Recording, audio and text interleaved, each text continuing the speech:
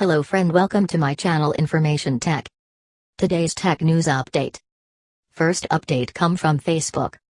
Facebook loses Belgian privacy case, faces fine up to $125 million. A Belgian court threatened Facebook with a fine of up to €100 million, $125 million, if it continued to break privacy laws by tracking people on third-party websites.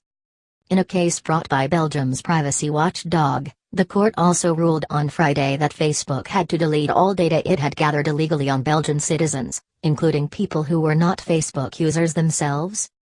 Facebook, which will be fined €250,000 a day or up to €100 million if it does not comply with the court's judgment, said in a statement it would appeal the ruling.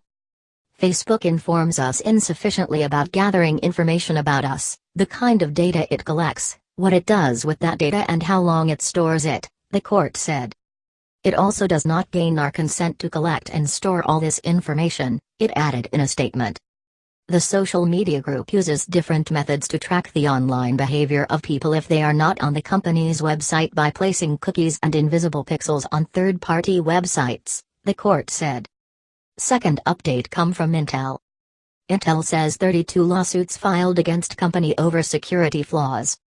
Intel said on Friday 32 class action lawsuits had been filed against the company in connection with the recently disclosed security flaws in its chips. The lawsuits claim that users were harmed by Intel's actions and or omissions related to the flaws, which could allow hackers to steal data from computers. Intel said in a regulatory filing it was not able to estimate the potential loss that may arise out of the lawsuits. Security researchers last month disclosed two flaws, dubbed Spectre and Meltdown, that affected nearly every modern computing device containing chips from Intel, Advanced Micro Devices Incorporated and ARM Holdings. Fixes for most affected systems were issued by the companies since then, but some patches slowed down computers. Security experts had earlier said that Intel would face lawsuits claiming that the patches would slow computers and effectively force consumers to buy new hardware, and big customers would likely seek compensation from Intel for any software or hardware fixes they make.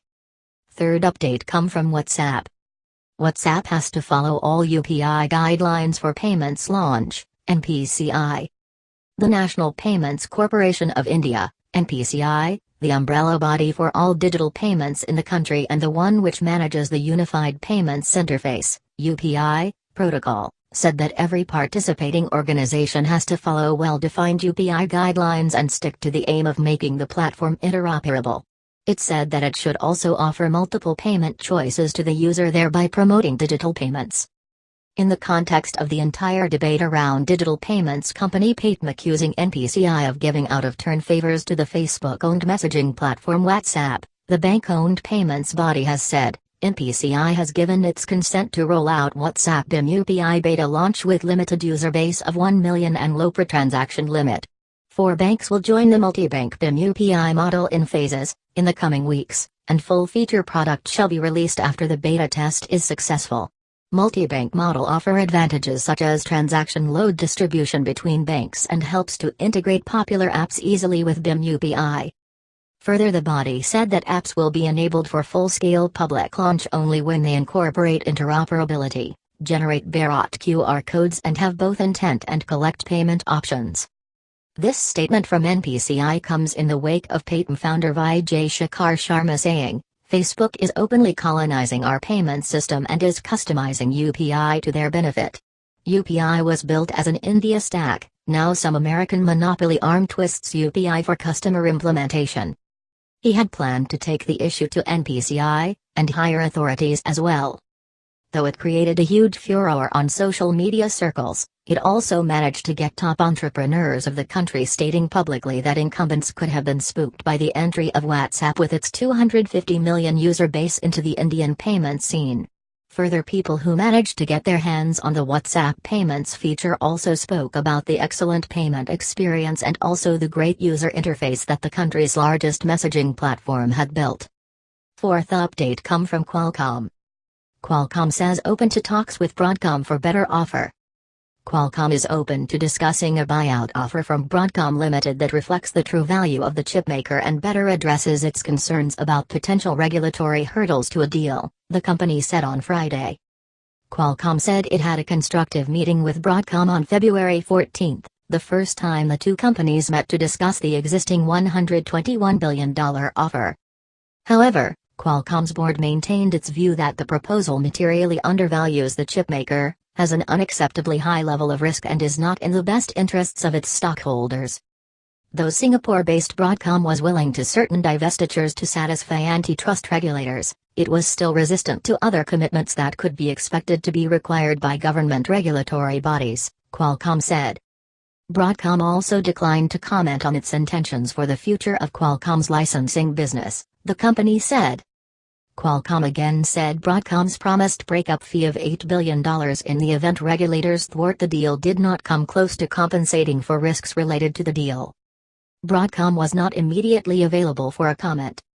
Broadcom's top executives left the February 14 meeting with the impression that their Qualcomm counterparts listened to them but did not engage, Reuters reported on Wednesday. Shares of Qualcomm and Broadcom were marginally up in early morning trading on Friday. Fifth update come from Shazam. Shazam updated with streamlined UI, real-time lyrics. Song identification app Shazam sees its first update since being bought by Apple for $400 million at the end of 2017. It comes as no surprise to see the service lean slightly towards Apple Music, notably with its freshly streamlined interface. Now, when users Shazam a song, only key information is displayed on the results page, such as the artist name, track name and a picture of the artist. The app's new menu offers direct access to song lyrics, now with synced lyrics, for real-time sing-alongs, as well as videos, updates and more. Note that for the time being, it is still possible to listen to tracks and add them to playlists via Spotify and other streaming services.